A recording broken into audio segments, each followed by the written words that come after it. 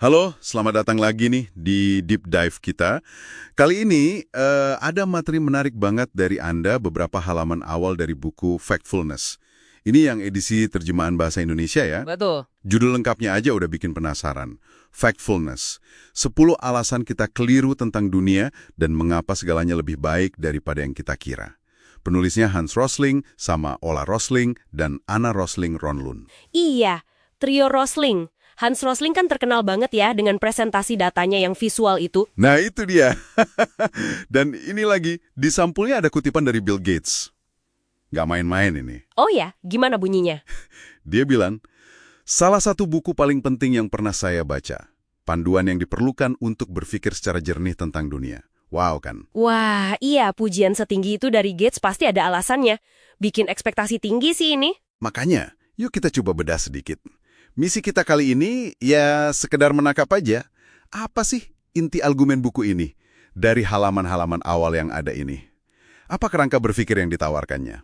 Oke, kalau dilihat dari judul dan kutipan Gates tadi ya, premis dasarnya udah jelas banget sih. Buku ini kayaknya mau nantang pandangan kita yang seringnya tuh pesimis soal kondisi dunia. Pesimis soal kemiskinan, kesehatan, gitu-gitu ya? Iya, betul. Isu-isu besar lah. Jadi argumennya tuh persepsi kita ini seringnya salah. Dan salahnya tuh dramatis.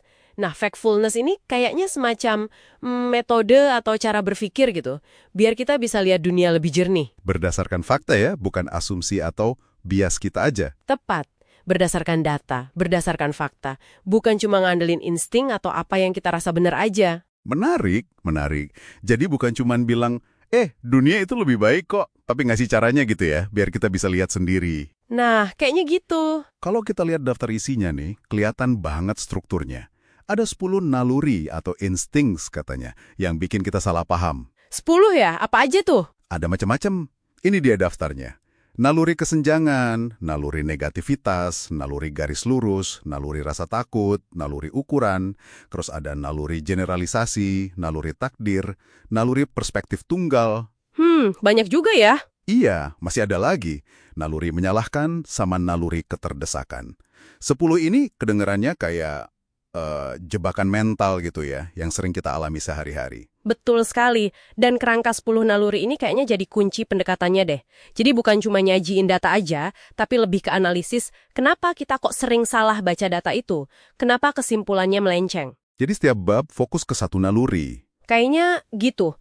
Tiap bab ngebongkar satu naluri, ngejelasin gimana cara kerjanya, terus mungkin gimana cara ngatasinnya biar pandangan kita nggak terlalu terdistorsi gitu. Coba ambil contoh satu deh, biar kebayang. Mungkin naluri negativitas. Itu kan nyambung banget sama subjudulnya. Mengapa segalanya lebih baik daripada yang kita kira? Ah iya, naluri negativitas itu contoh bagus. Kedengerannya kan kayak ya kecenderungan kita buat lebih merhatiin berita buruk, ya kan? Iya, iya. Yang heboh, yang negatif, itu yang lebih nempel di kepala. Persis. Buku ini kemungkinan besar ya bakal argumen kalau kita tuh secara alami emang lebih tertarik sama hal-hal negatif yang dramatis. Media juga seringnya nguatin ini. Akibatnya, kemajuan-kemajuan besar yang mungkin terjadinya pelan-pelan, bertahap gitu, sering kelewat. Misalnya, angka kemiskinan ekstrim global itu kan turun drastis beberapa dekade ini. Atau harapan hidup naik. Oh iya, data-data kayak gitu sering denger sih. Tapi nggak seheboh berita bencana atau konflik ya. Nah, itu dia. Jadi kita mikirnya dunia makin parah aja. Padahal kalau lihat datanya, gambarnya tuh lebih kompleks, bahkan di banyak area cenderung positif. Ini salah satu cara Factfulness mencoba kalibrasi ulang pandangan kita. Oke, paham. Jadi nggak cuma ngasih data, tapi diagnosis juga kenapa kita susah nerima data positif. Balik lagi ke materi yang Anda kasih, ada detail penerbitan juga ya, Gramedia Pustaka Utama, terjemahannya Alex Tri Kancono Widodo. Sip. Terus ada dedikasi yang lumayan personal nih, kepada sosok perempuan tak beralas kaki yang berani. Ini bikin mikir juga ya. Dedikasi itu saya rasa penting ya, mengingat latar belakang Hans Rosling sebagai dokter dan peneliti kesehatan global, mungkin itu merujuk ke pengalaman dia di lapangan. Oh mungkin ya, jadi ada sisi manusianya gitu. Iya, kayaknya buat ngingetin aja, di balik semua angka dan statistik global ini, ada cerita orang beneran. Biar pendekatan factfulness ini nggak terasa kaku atau cuma angka doang. Ini kan tentang memahami realitas hidup orang banyak, tapi dengan lebih akurat. Jadi kalau kita coba simpulkan dari intipan awal ini, factfulness itu semacam toolkit mental gitu ya. Toolkit mental, ya, bisa dibilang gitu. Alat buat ngelawan pesimisme kita dengan cara ngenalin 10 jebakan naluri tadi. Intinya, lihat fakta, jangan cuma drama. Nanti mungkin kaget sendiri, lihat banyak hal ternyata membaik. Benar nggak? Betul, kurang lebih begitu. Dan kalau kita sambungkan ke gambaran lebih besar, pesan utamanya, segalanya lebih baik daripada yang kita kira, itu sendiri udah provokatif banget.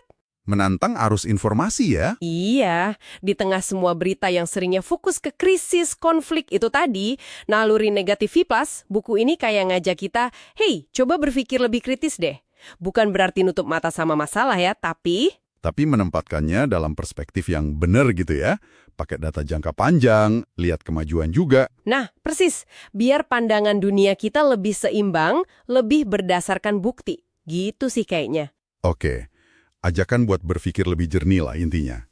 Nah, ini sebagai penutup nih, pertanyaan buat Anda renungkan.